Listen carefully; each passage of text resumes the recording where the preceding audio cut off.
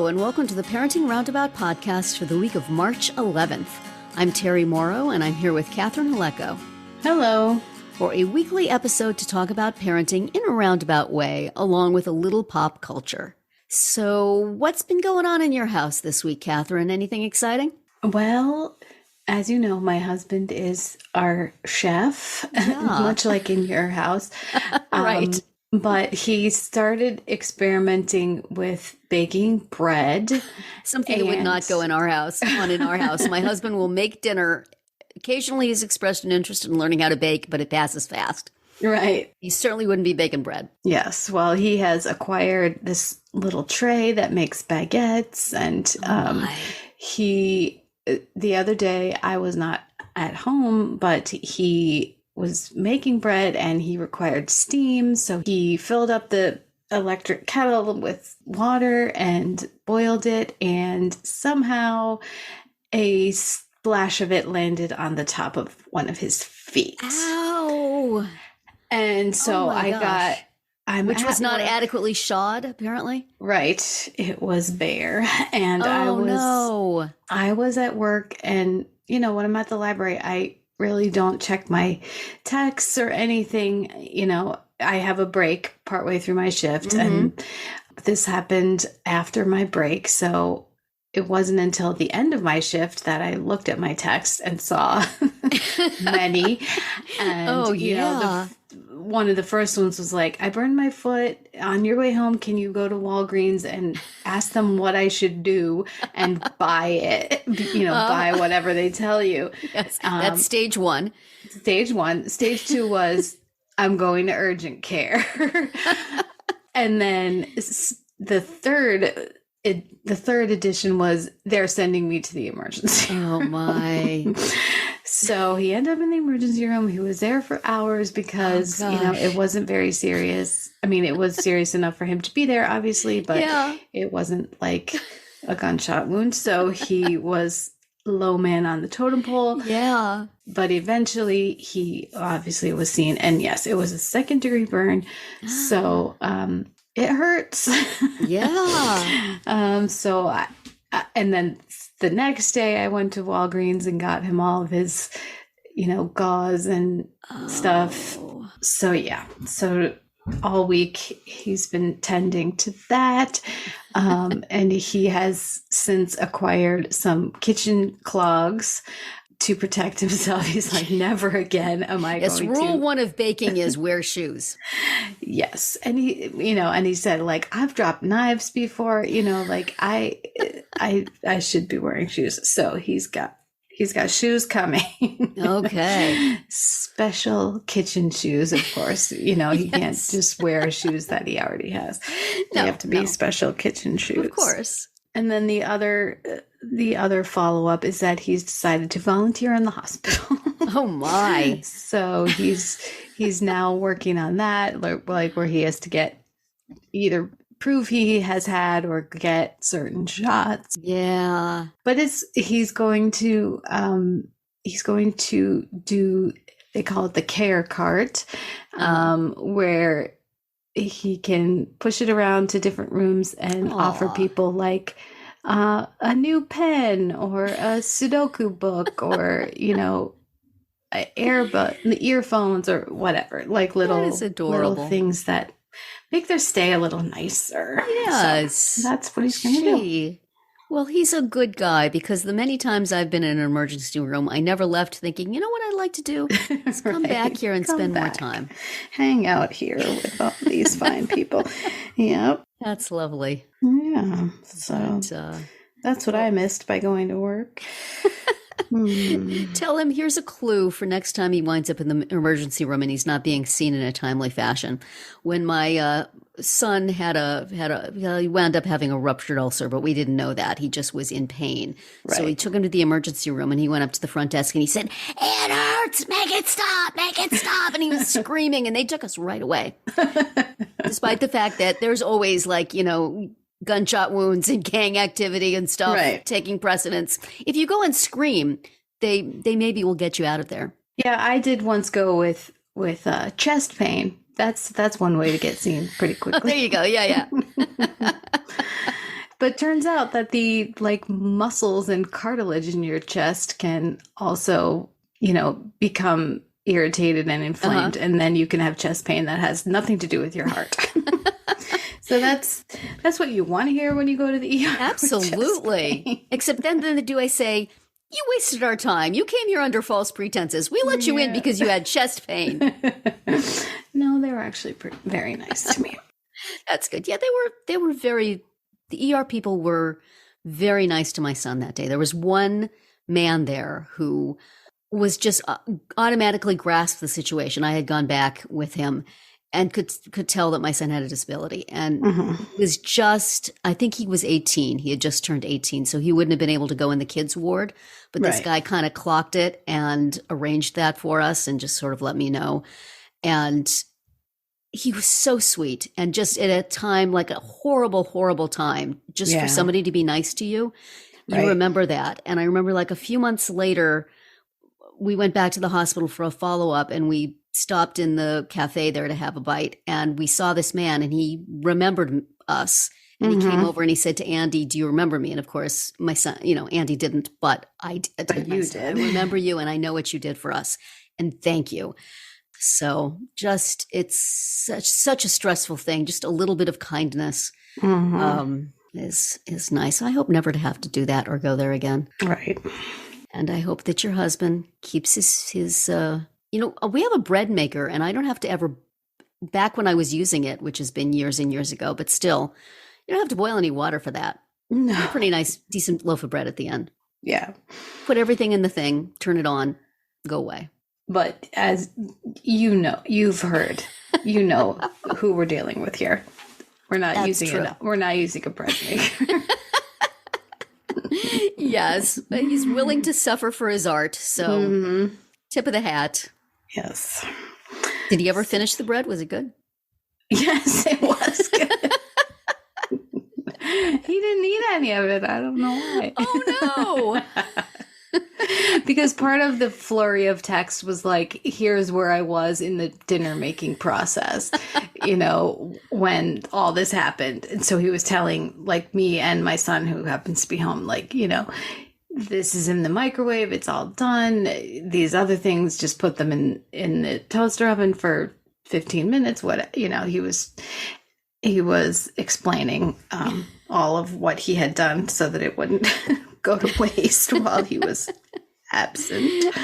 So it's so interesting that both of us have husbands who cook dinners, but they're coming at it from completely different angles. They definitely are.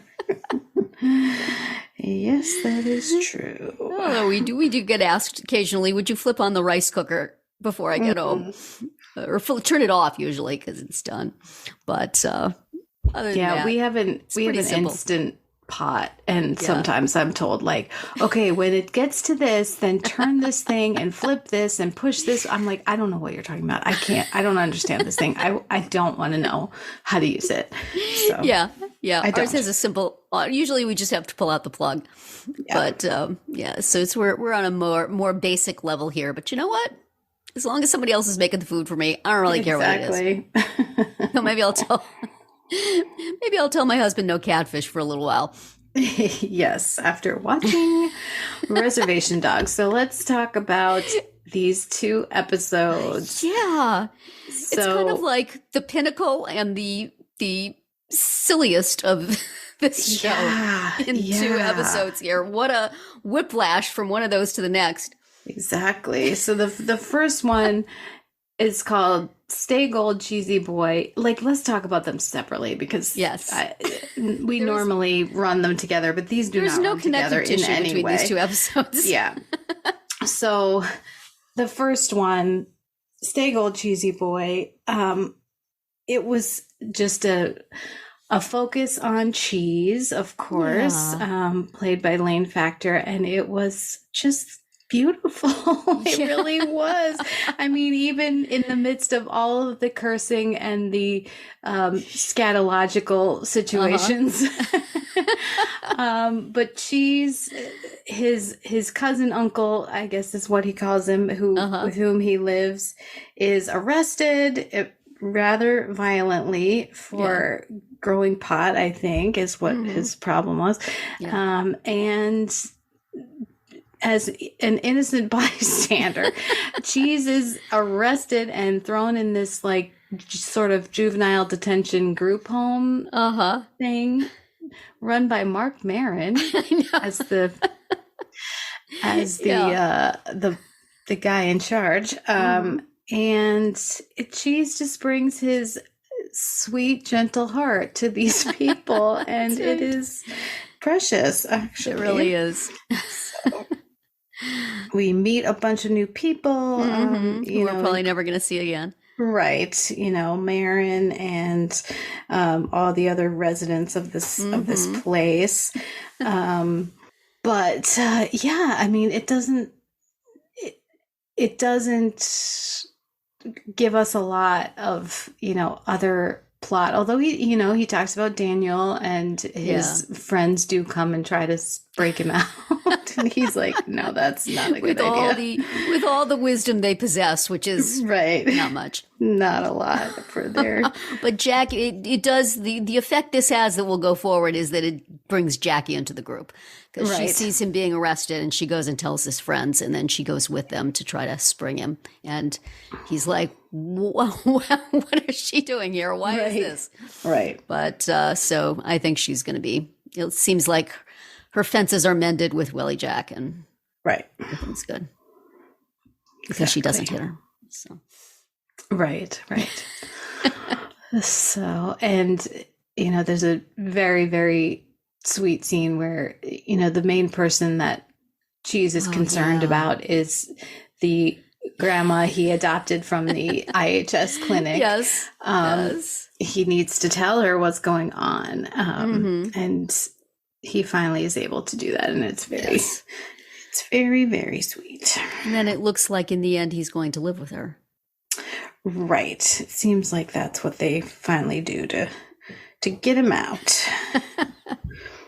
And all wearing shirts that say free cheese. Which is a little double entendre there that we enjoy. So. Yes. That's very sweet. And the person who comes to get him out of the group home is Big. Who he's, the kids all talk really tough about the police, and so he whispers to him, "Is it okay if I say?" I can't say what he said exactly, but it's like, right. Okay. And that's... And Big says, "Don't make it too personal." That's right. Which he immediately does, but... Yes. Just trying to fit in with the guys, Right. Yes. But, yeah, Cheese has always been kind of a peripheral character, and so it was nice for him to kind of get a spotlight episode. But it was lovely. It really was. Stays himself all through the ordeal. Yeah, he really does. And it could have been just very depressing and scary for both him and the viewer. And he just manages to be himself, like you said, and kind of bring a little sunshine to this place. I mean, he's talking to these boys about their feelings, and the one says, "Why are you talking like a white girl's Instagram?" Yeah, that's right. But he actually gets through to them. It's very good. It's lovely. Yes. So, and I, as you mentioned last week, this one is in the Extra Hot Great Canon. Right. So I went and listened to that episode to hear what they had to say about it, and it's just sort of prolonged the niceness of watching it for a little while. So we should be able to link to that. Yes, I also listened to it, and I enjoyed it very much. So I also recommend checking that out. So now the second one, I don't know if I can necessarily recommend. Episode 8 of season 2 is called "This Is Where the Plot Thickens," and it involves Big and I forget his name, Kenny, I think, played by Sewage Joe from Parks and Rec. Kurt Fox is the actor's name. Yes, that's... It took me a while to figure out where I knew that actor from, and then it's like, oh Yeah, that guy. Sewage Joe. So Big investigating a theft of catfish. Big goes to the junkyard where we have seen this man many times before, and while there, Big accidentally ingests a psychedelic substance, and then the episode is just him having this whole extended trip. But then the part that's the weirdest that you think that he's seeing, turns out to be real. Right. I think. Because Kenny goes with him, and they are both seeing it.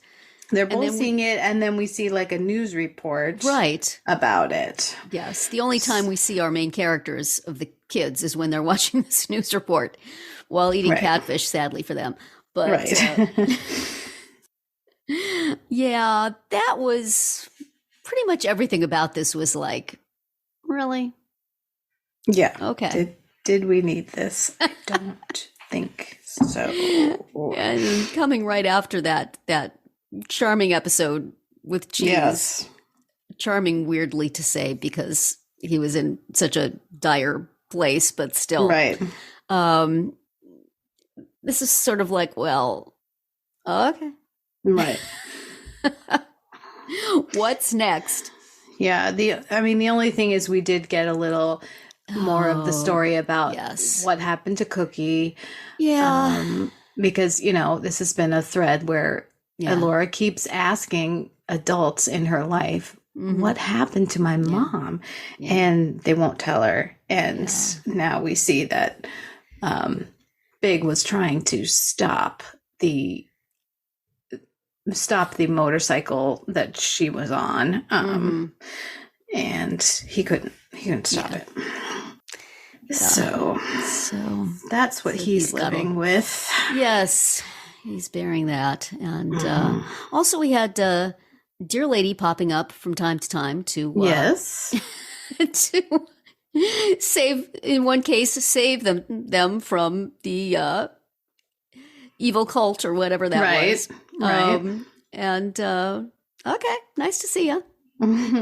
Good work for that actress. Just pops up every now and then. Remember her? Right. Here she is. There she is. With her deer feet. Her deer feet and she seems to have like some antlers that she can use when she needs them, or I don't know. She's flexible. Yeah. So anyway, that was a thing we watched. That was a thing we watched. That was quite unusual.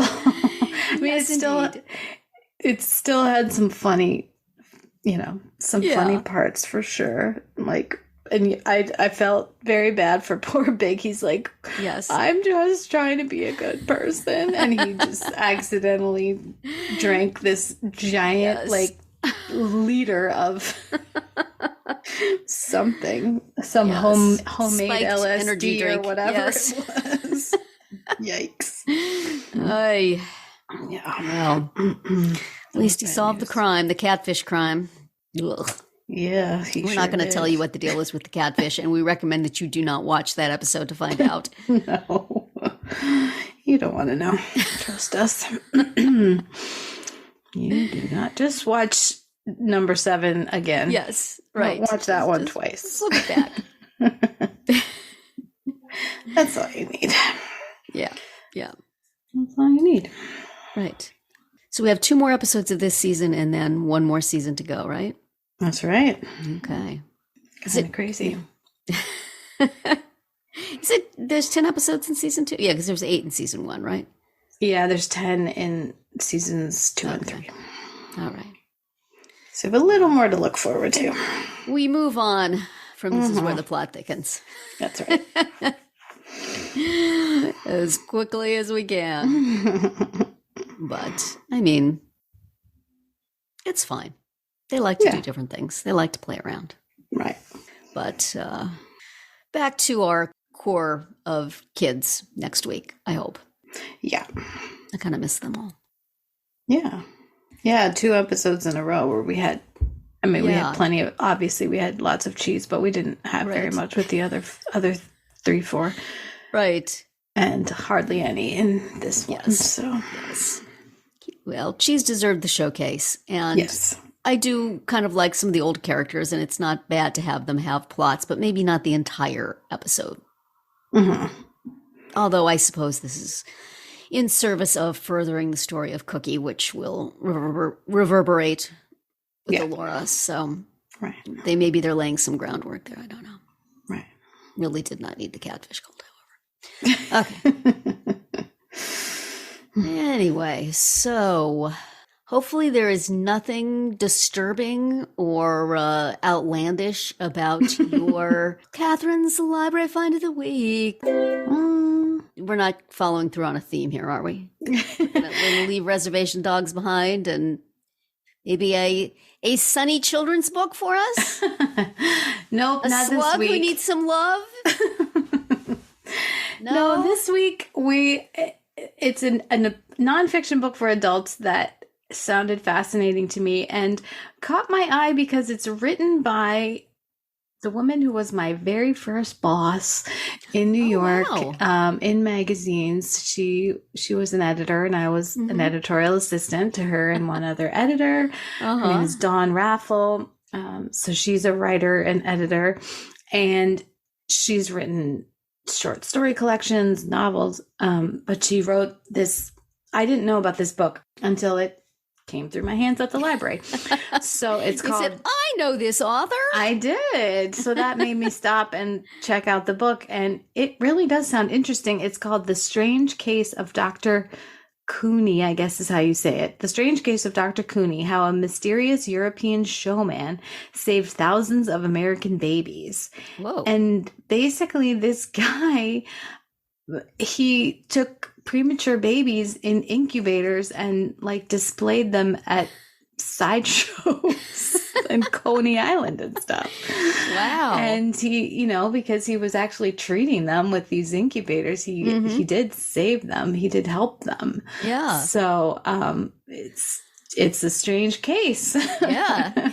But it does sound interesting. Yeah. So it's been added to my list, my ever-growing list. There you go. But yeah, I was like, "What? I know that name." And then I stopped, and it's quite the title that it is. Grabs your attention. Yeah. So let's see when this happened. A mysterious Coney Island doctor who revolutionized neonatal care more than 100 years ago and saved some 7,000 babies. Wow. He used incubators and careful nursing to keep previously doomed infants alive while displaying these babies alongside sword swallowers, bearded ladies, and burlesque shows at Coney Island, Atlantic City, and venues across the nation. Wow. So. But he had something to hide, I see here.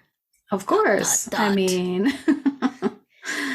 of course he did. So. Yes.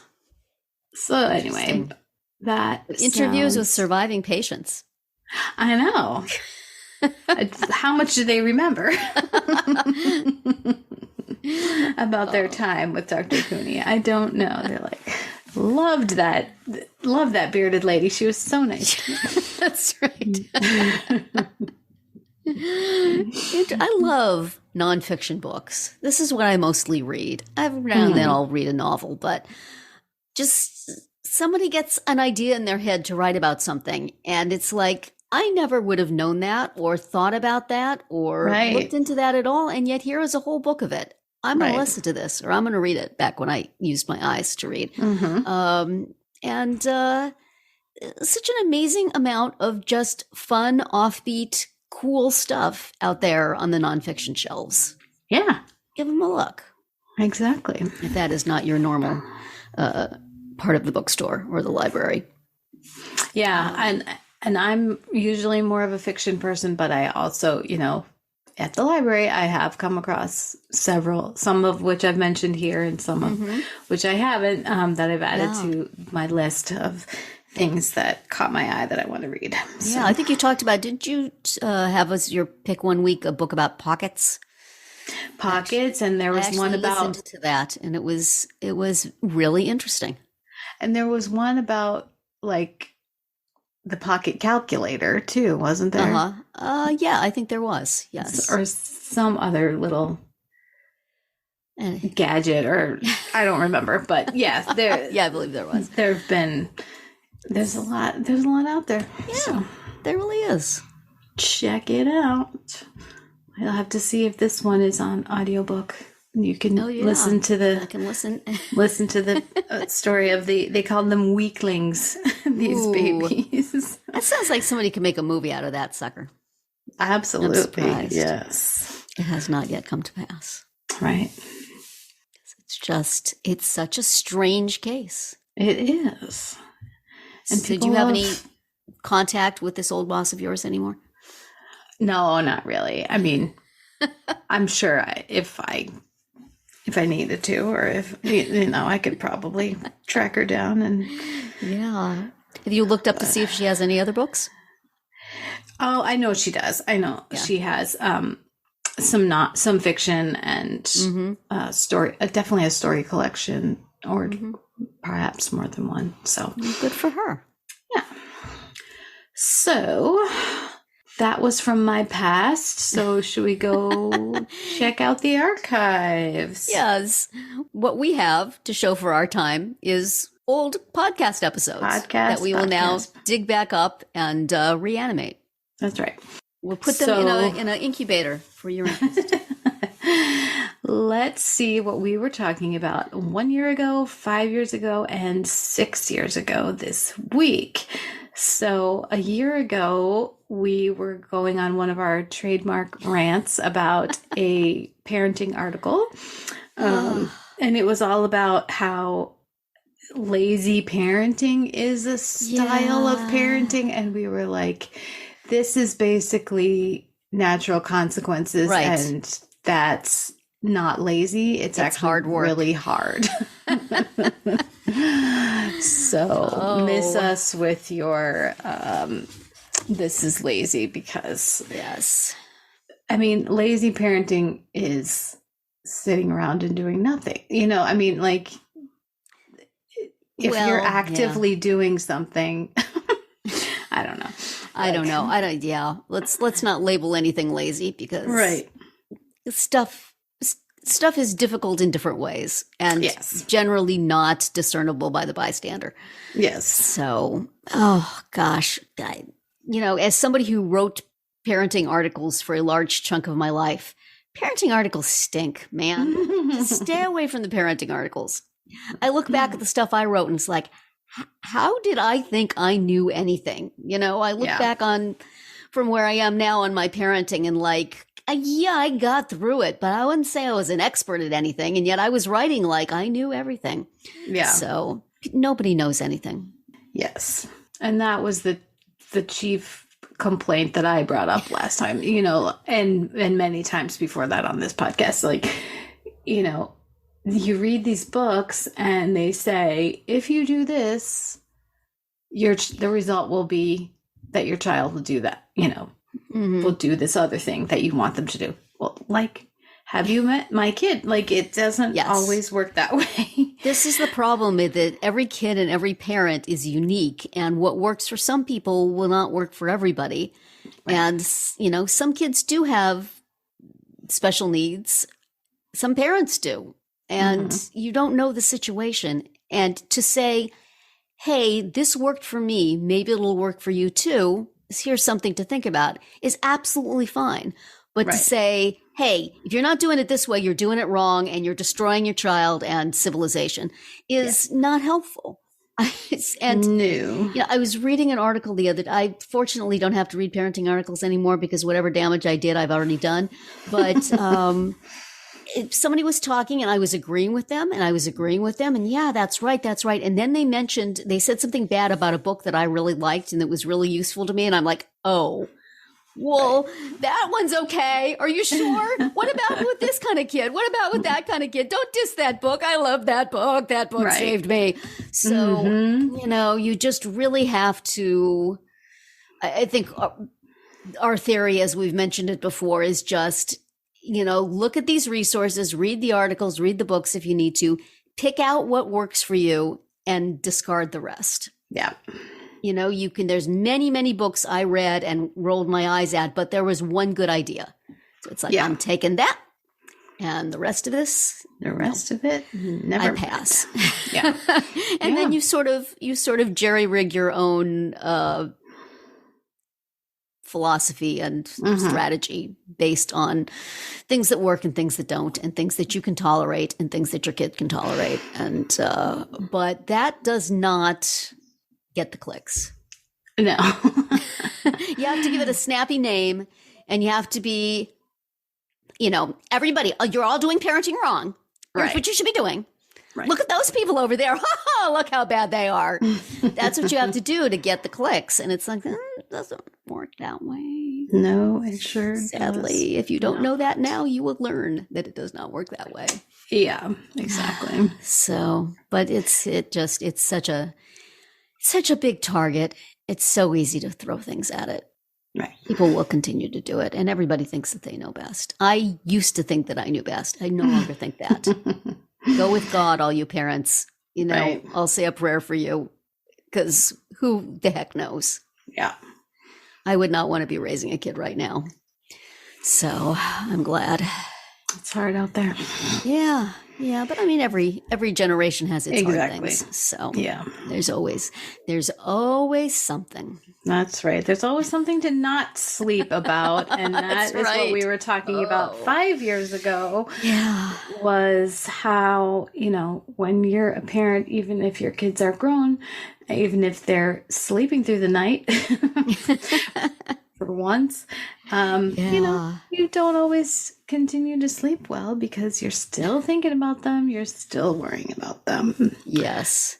So somebody on Twitter the other day said as a joke, and I don't know what their context for it was for, but there was I think a thing going around of a blank canceling headphones. Why can't we have something canceling headphones? Sure. And somebody said they wanted brain canceling headphones. And I don't know what their context for, but I immediately thought, you mean something that would keep my brain from running over every bad thing I ever did in my life when I'm trying to fall asleep? Could I have that, please? Yeah. That'd be awesome. Remember that time you did this stupid thing? Let's revisit that now. Let's look at that from every angle that we possibly can. I want something that would cancel that. Yes. That would be worth it if Apple had those kind of headphones. I'd pay whatever it was you thought I was going to pay for them. Yeah. Absolutely. Bring them on. We were just talking about, some of her birthday wishes, and she didn't mention. I'm like, what about the headphones? She's like, oh yeah, I just need new AirPods. Like, that will be fine. When you could pay it out of the special account, she wanted them, but now, nah, I don't want to use up all my birthday money on that. Nope, she didn't. So, well, it's good to know what's important. Yes. Yeah. But yeah, she wanted them. She certainly wanted them for noise canceling. But anyway, but yeah, I mean, I have been pretty lucky in terms of getting decent sleep, except for when my kids were babies, because they did not sleep. Especially my second one, like, oh my gosh, just his little brain was not shutting down either. Aww. And I remember just like endlessly walking around the house, with him, trying to get him back to sleep after he'd wake up. And this was back when there were phone books. Remember phone books? Yes. And like looking in the phone book for, are there night nurses in the middle of Wisconsin? Like, no, this is a coastal thing. They do not have that here. Because I was like, I don't mind feeding him, like getting up to feed him is one thing, but then it's another hour of like trying to get him to go back to sleep. Yeah. It was exhausting. Yeah, I got my kids past that stage. So yeah. I didn't have to deal with that. And they were, I think, orphanage trained to just go to bed and shut up. So right. My daughter did cry a little bit at the beginning. And why shouldn't she have been? Because her entire world completely Everything changed. changed. And, but she got over it pretty quickly. And my son would not go to sleep, but he would just rock himself in his crib. Mm-hmm. And which is kind of sad, but at the same time, allowing of sleep to the other people in the family. So thanks, man. Doctor would ask me, how much does he sleep at night? And I'm like, I don't know. Doesn't bother me. So let's just, I guess he's getting some. Right. Must be. Something. But yeah, that's difficult when the kid won't sleep and the parent has to keep intervening. Yeah. Yeah. The things that kept me awake about my kids was just worries and, you know, that again, the brain canceling headphones would be very helpful.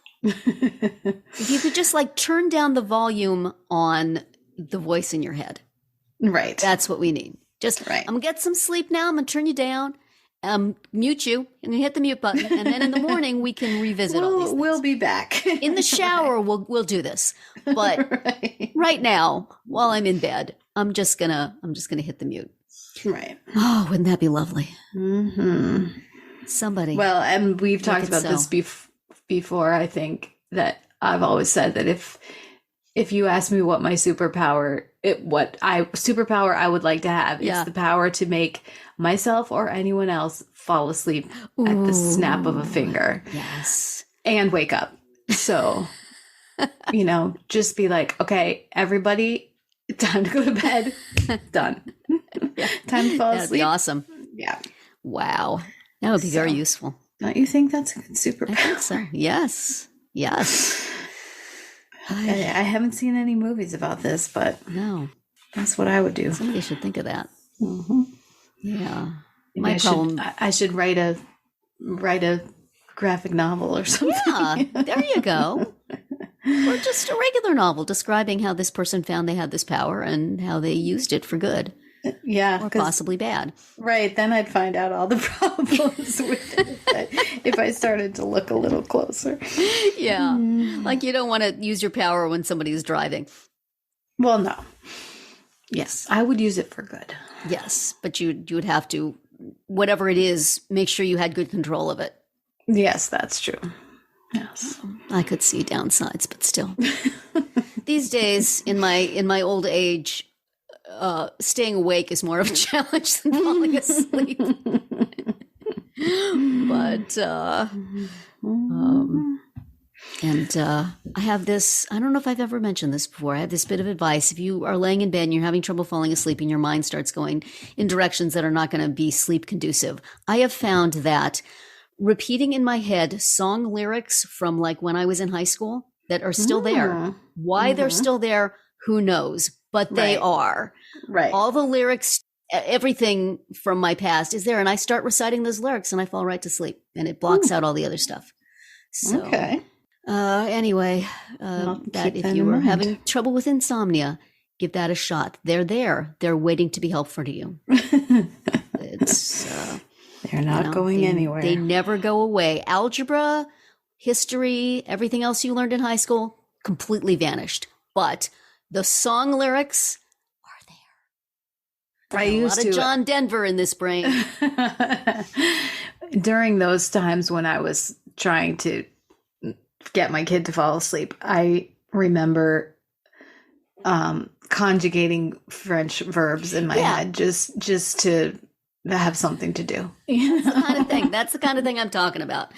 Pulling that stuff up from down deep so the other stuff can't get through. Right. Out you'll go. Hopefully you won't fall into a trap where you're remembering your most memorable birthday instead, because either it'll be fun and stimulating and you won't fall asleep, or it'll be another thing on the on the oh no list. Oh, I can't believe I said that. Did I wear that? Oh no. I thought that was so great, but really now that I look back on it, it was awful. Yes. Well, back 6 years ago when we talked about this, your most memorable birthday was when you turned 31, just right before you got married. Yes. And mine was when I turned 18. And my family moved away. Oh. But so I was wondering so if birthdays anything giveth had changed. and birthdays taketh away. That's right. So have you had a more memorable one in the past 6 years? I have not. In fact, we have pretty much just kind of stopped doing birthdays altogether. Mm-hmm. COVID is what did it, because when the lockdowns started was right before both of my kids had birthdays.